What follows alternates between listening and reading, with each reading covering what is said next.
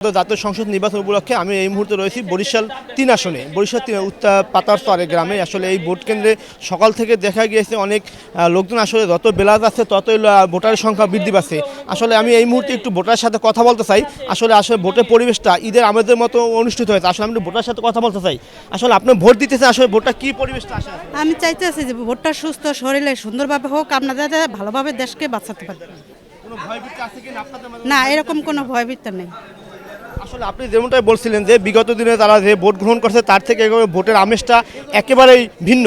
আসলে তাদের কোনো ভয় ভীতি নাই, এরকম কোনো ইস্যু নেই। আসলে আপনাদের ভোট দিতেছেন, আপনি বিগত দিনে ভোট দিচ্ছেন, ভোটের পরিবেশটা কি এরকম? পরিবেশ অনেক সুন্দর। এই 17 বছর ভোট দিতে পারি নাই, এই প্রথম সুন্দর পরিবেশে ভোট দিতে আসি আমরা।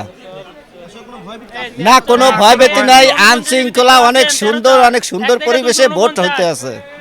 আপনি যেমনটা জানছিলেন আসলে বরিশালের এই যে বরিশাল ৩ আসনে আসলে মুলাদি বাবুগঞ্জে আসলে এখানে ভোটার সংখ্যা মোট 2,53,000। আসলে এই ছিল বরিশালের উত্তর 13 থেকে আমার কাছে সর্বশেষ তথ্য।